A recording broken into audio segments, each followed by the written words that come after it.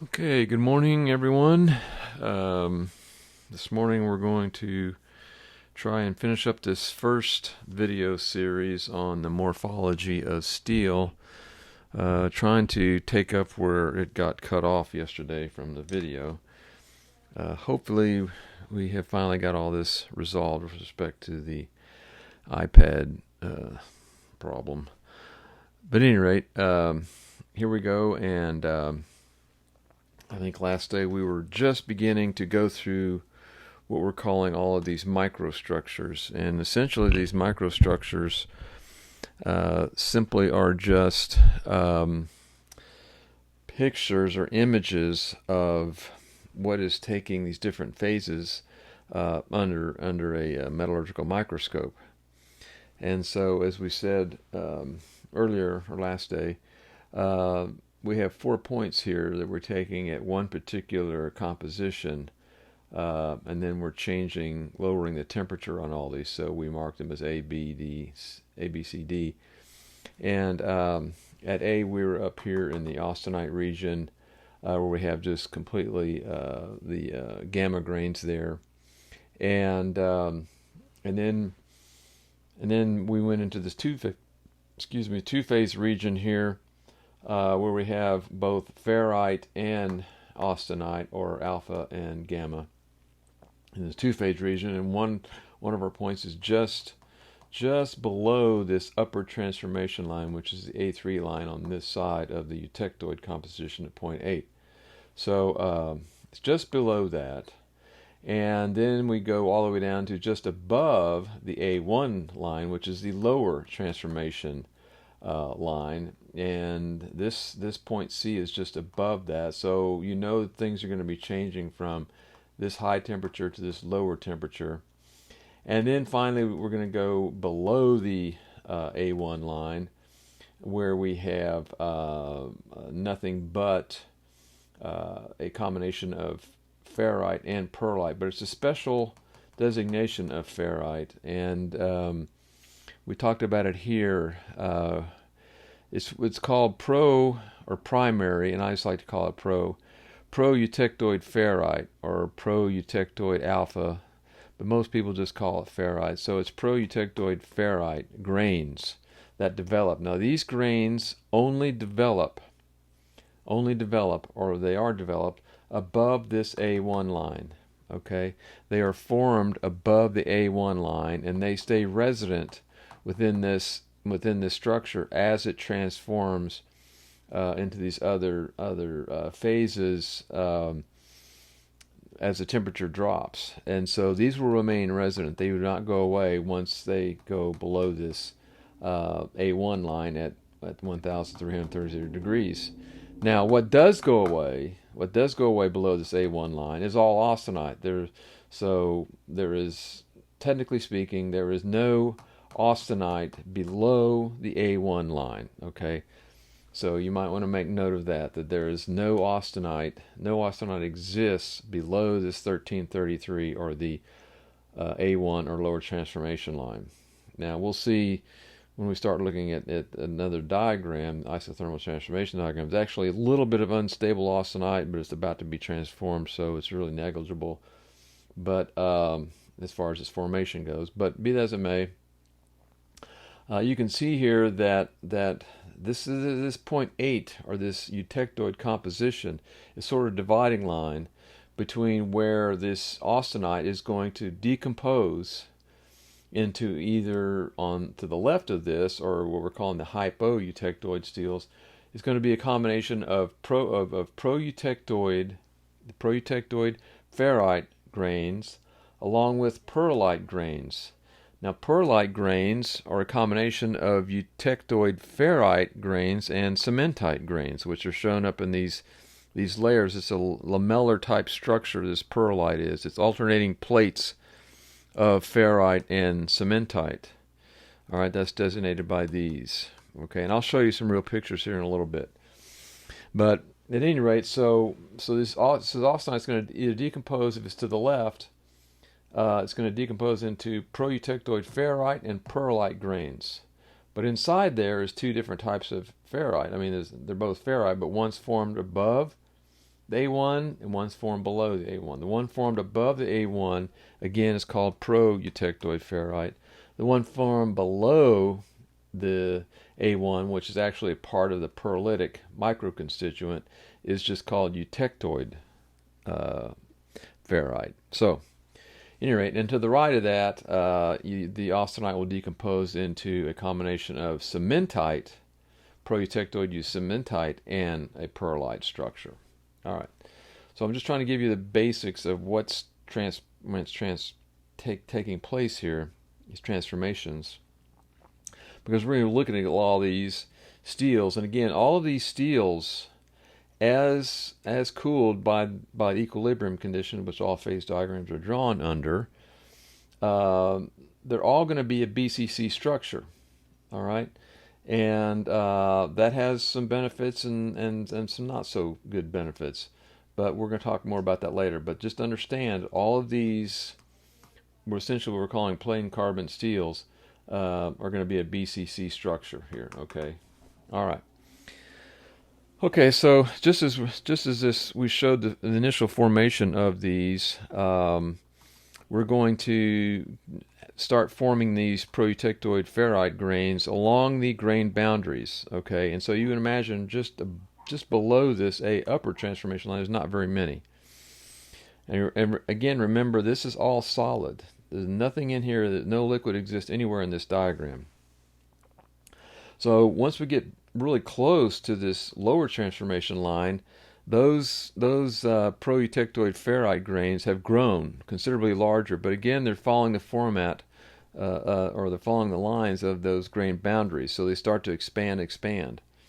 Well, there's still just a little bit of austenite, as shown here with the gamma symbols here, the gamma iron symbols, a little bit of that austenite, and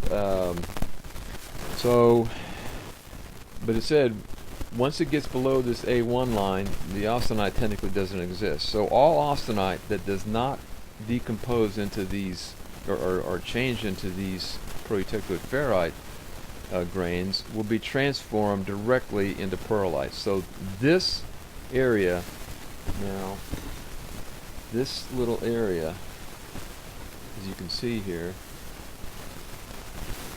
this little area was austenite. Well, when it goes below this 1333 degrees, all right, line, or the A1 line, when it goes below that, it changes into this structure. So whatever was there when it was austenite is now turned into pearlite right here. Okay? And it's a sort of a magical transformation, but again, no austenite exists below that lower transformation line, A1. So it magically turns into a pearlitic structure, which again is simply layers of eutectoid ferrite and cementite. All right. So that's what you need to remember with respect to how these grains form. Now, again, this pearlite is a micro constituent because it has a very identifiable and characteristic picture of what it represents here. Okay, it's very much unique in its structure, and it's very it represents itself well as far as what it actually is just by looking at it.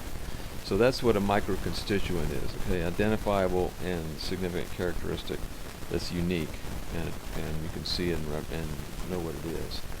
So that's essentially what these grains look like. And so these are the transformations that take place from here to here, down to the pearlitic area down here. Okay, so that's pretty much what's going on with respect to the morphology of steel and the different phases and transformations that take place. I wanted to show you a couple of pictures right quick. Now, this technically could be anything in these two-phase regions. This happens to be the pro-eutectoid cementite. All right, so this would actually, if I move this over here, okay, this is pro-eutectoid cementite. So this would be forming somewhere in this region. All right, somewhere in this region, this is what would take place.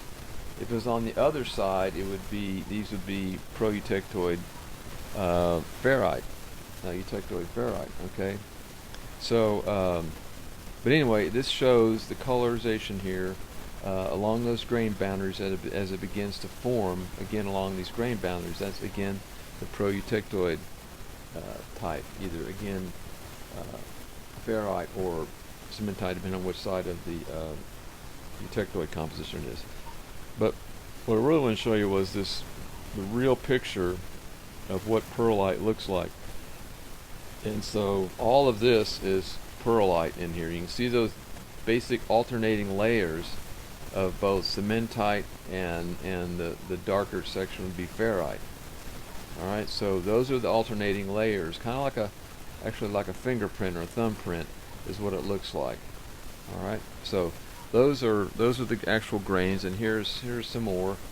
And again, this is on the eutectoid, so these big white spots here are now pro-eutectoid ferrite, and again here is the perlite that shows up. So this would be a clear indication of what's down here right now. Okay, on to the left of the eutectoid composition, and this would be to the right of the eutectoid composition down in this region. Okay, so those are actual real pictures there. Okay, so now what I want to do is erase this, go right quick, and just give you a brief introduction, because we're going to get into the next series, the video series number 2 will be involving heat treating. And but for now, I want to give you at least a little bit of heads up as to basic steels that we're going to be discussing, and so I want to just kind of give you a metal alloy classification.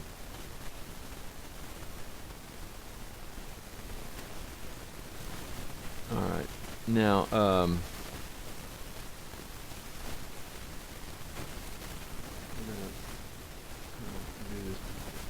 general. We're going to have these are the metal alloys, and of course we're gonna first have either going to be broken up into ferrous metals or non-ferrous metals. Okay, so ferrous just means contains iron.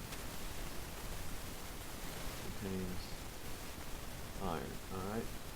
Now, of course, there's lots of examples of non-ferrous. There's titanium. There's aluminium. Let's see. There's copper. Those are all non-ferrous. But what we're going to talk about, since we're going to be getting into heat treating, we're going to talk about these different types of ferrous metals. All right, and so we're going to break these into some areas, and the first one, and actually we can do one more big offset of this also. Sorry about that, but this would be, once you break it into ferrous, you can then break it into either, but this is going to be, these will be steels, and these over here will be cast irons. Alright, so we're not really going to concern ourselves much with cast irons at all.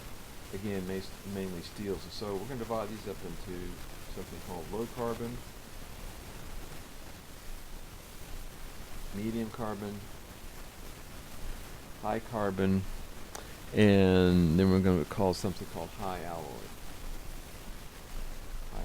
steels. Alright, now just generally speaking, the low carbon steels are steels with less than 0.25% carbon. Alright, the medium steels are between 0.25 and 0.6, 0.25 to 0.6, and then the high carbons are going to be 0.6 up to about 1.5. 0.6 up to about 1.5%. Okay? So those are the designations based on the carbon content. And then high alloy steels, the main one I want to talk about here, there's something called tool steels, but the one I want to talk to you a little bit about is stainless steels. Alright, stainless steels. Now, and there's the timer. So I got very few minutes to go here. But essentially, what we have is we're going to be working primarily in heat treating. We're going to be using plain carbon steels, and they will usually be, we'll use all three of these categories are capable of being heat treated for various reasons, and we'll give those reasons when we get into that. And so we'll look at the specifics, the heat treatment specifics to this. What I want to just mention briefly right quick are stainless steels, because a lot of people talk about stainless steels, and you need to know that stainless steels are unique because of their high chromium content. High chromium content, which needs to be greater than 11% in order to be classified as a stainless steel. Now, what makes stainless steel stainless, so to speak, is a chromium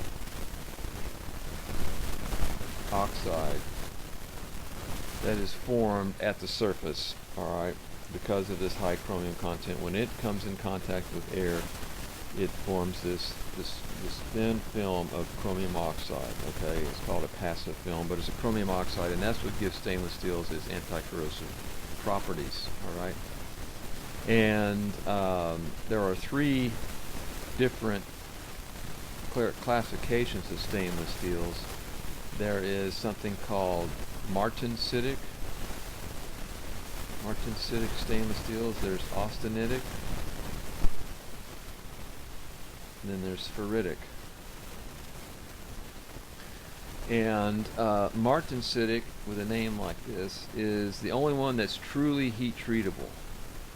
You can truly heat treat martensitic stainless steels, and that's why all kinds of cutlery, knives, medical, scalpels, stuff like that, they're all stainless steel, but they all can be heat treated because of their martensitic type of stainless steel.